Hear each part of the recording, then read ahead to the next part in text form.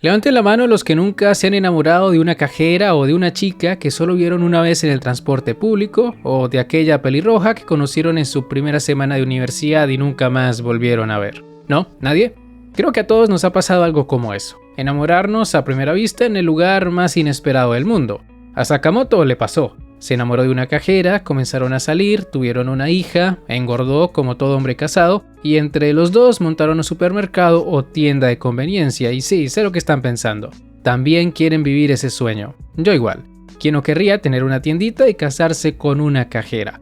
Pero aunque Sakamoto esté viviendo el sueño, no todo en su vida es color de rosas. Debido a su turbulento pasado, constantemente vienen a visitarlo personas indeseadas. Al principio de la obra se nos establece que antes de conocer a Aoi, Sakamoto era uno de los asesinos más temidos del país. Un hombre cuyo nombre era sinónimo de muerte, y a quien muchos quieren eliminar, aunque ya hayan pasado 5 o 6 años desde que se retiró. Igual hay que darle crédito a Sakamoto por haber sido sincero con Aoi desde un principio. Antes de que se casaran, ella ya sabía a qué se dedicaba y no escapó de él. En lugar de eso, fue quien se encargó de sacarlo de ese trabajo tan riesgoso.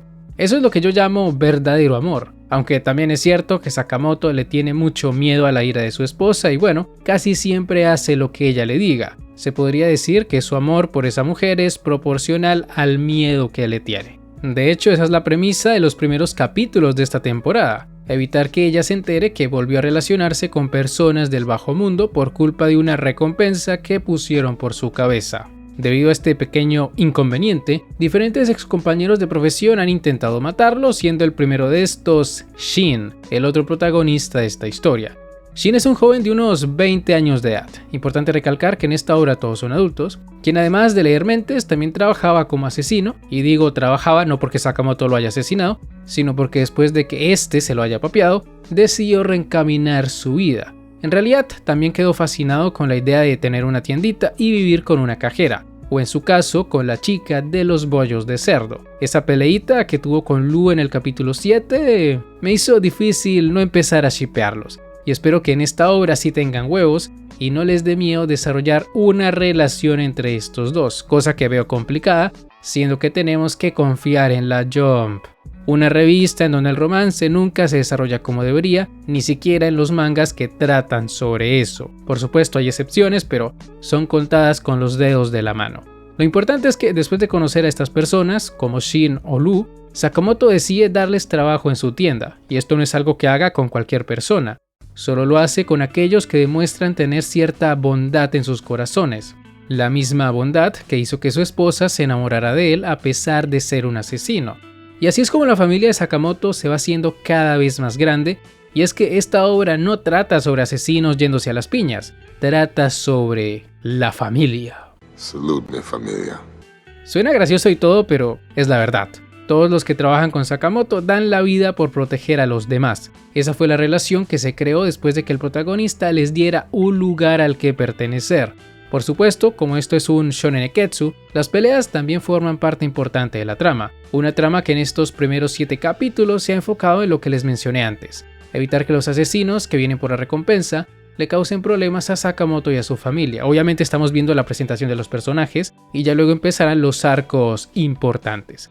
Hasta ahora ha sido un anime entretenido. Es cierto que solo hemos visto capítulos autoconclusivos, pero me han hecho reír. No han sido para nada aburridos, y es que hay que recordar que a diferencia de otras obras de su misma generación, Sakamoto tira mucho por el lado de la comedia, lo cual no está mal, y no significa que no tenga momentos serios o emotivos, porque sí los tiene, y el mejor ejemplo fue el tercer capítulo cuando salvaron a Lu de unos asesinos gemelos. Es cierto que al final de ese capítulo metieron varios chistes, pero antes de eso hubo bastante desarrollo por parte de los personajes principales.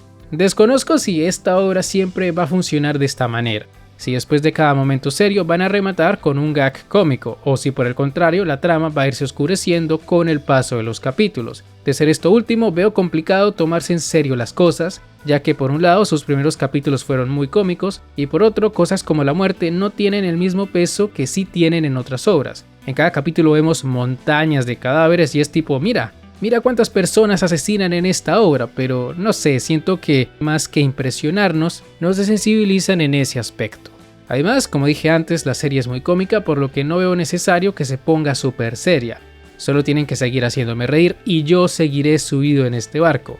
A veces es mejor que las historias no intenten ser más de lo que son, porque después nos terminamos ilusionando y cuando llegan a su recta final y se va todo al carajo, solo nos vamos a estresar. Como diría el meme, yo ya estuve en estos juegos. Es increíble lo mal que terminan los mangas de esta revista. El último año fue una cosa bárbara y por eso prefiero que Sakamoto no intente ser más de lo que es. Ya me dirán ustedes en los comentarios si la obra logra volverse seria y dramática de forma orgánica o si por el contrario mantiene el mismo tono de estos primeros capítulos. Sea como sea, el anime me ha parecido uno de los mejores de esta temporada y pese a que recibió muchas críticas al inicio de la misma por el tema de la animación, ya les digo que los que se quejan de ese apartado son gente que le hace falta tocar pasto.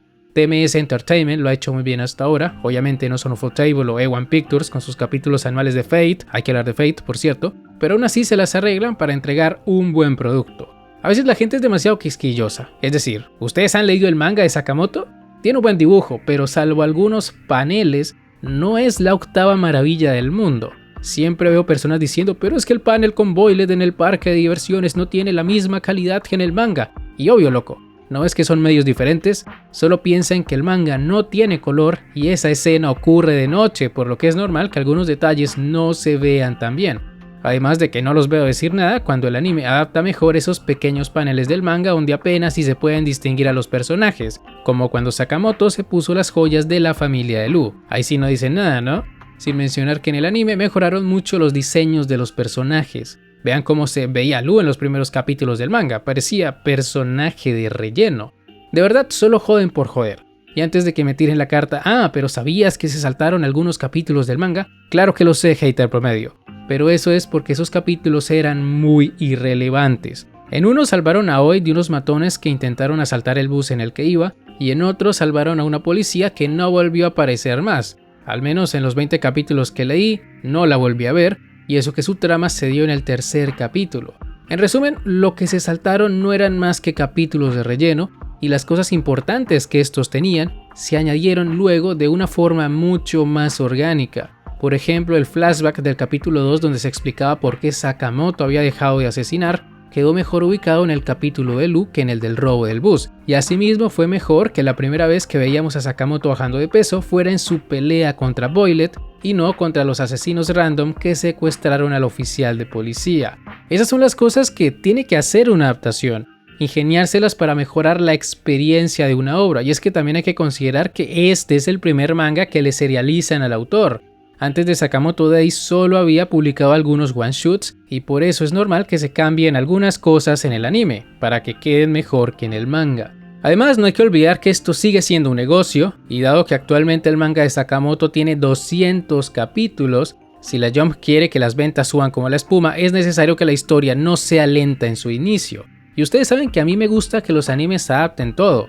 No por nada sigo criticando a Bibury por saltarse medio manga de las quintillizas, pero el tema es que a diferencia de ese manga, donde se saltaron cosas muy importantes y que generaron un montón de malentendidos en el fandom, lo que se saltaron de Sakamoto era muy aburrido. Es decir, léanse el segundo y tercer capítulo del manga y entenderán a lo que me refiero, además de que, como les dije antes, las cosas importantes sí las incluyeron y de una mejor manera. Y esas fueron mis impresiones de Sakamoto Days. Es una obra divertida, sus personajes son carismáticos y al menos en lo que a mí respecta es de lo mejorcito que ha salido este año. Obviamente tiene la ventaja de que apenas llevamos una temporada, pero aún así véanlo, vale la pena. Por lo menos se van a reír, disfrútenlo, escuchen su opening, es muy bueno.